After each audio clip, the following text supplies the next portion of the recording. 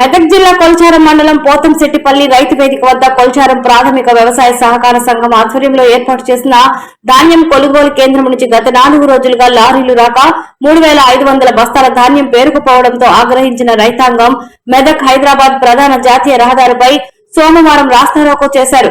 దాంతో పెద్ద ఎత్తున వాహనాలు నిలిచిపోయాయి. ఈ సందర్భంగా పోతంశెట్టిపల్లి సర్పంచ్ పాతూరి దయాకర్ గౌడ్ రైతాంగం పక్షాన మాట్లాడారు. ఈ కార్యక్రమంలో పెద్ద ఎత్తున రైతాంగం పాల్గొన్నారు. పోతంశెట్టిపల్లి రైతులందరం కూడా అధికారులకు అందరికీ విన్నవించుకునేది ఏంటంటే, దయచేసి మీరందరూ ఒక్కసారి పోతంశెట్టిపల్లి రైతు వేదిక వద్దున్న రైతుల యొక్క పండించినటువంటి వరి ధాన్యాన్ని చూడండి. ఎందుకంటే గత 4 రోజులుగా లారీలు వస్తాయని చెప్పేసి 3000 బస్తాను నింపి ఉంచడం జరిగింది. కానీ ఇప్పటికీ ఒక్క లారీ కూడా ఇక్కడికి రావడం లేదు. ఎందుకని చెప్పేసి లారీ వాళ్ళని అడిగితే మాకు బయట 15,000 ఇస్తున్నారు, 17,000 ఇస్తున్నారు, మీరు 17,000 నుంచి 20,000 ఒక లారీకి ఇస్తేనే మేము వస్తాం, లేకుంటే లేదని చెప్పేసి వాళ్ళు స్పష్టంగా చెప్పడం జరుగుతుంది. మరి అధికార యంత్రాంగం ఏం చేస్తుంది?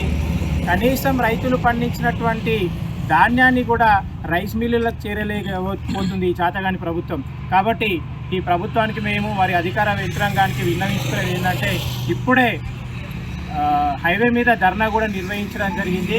ఈరోజు కనుక లారీలు కనుక రాకపోతే ఖచ్చితంగా రేపు 100 మంది రైతులతో ఈ నేషనల్ హైవేని దిగ్బంధించి గంటల పాటు ఇక్కడ ధర్నా నిర్వహించడానికి కూడా మేము వెనుకపోమని చెప్పేసి ఈ సందర్భంగా తెలియజేస్తున్నాం.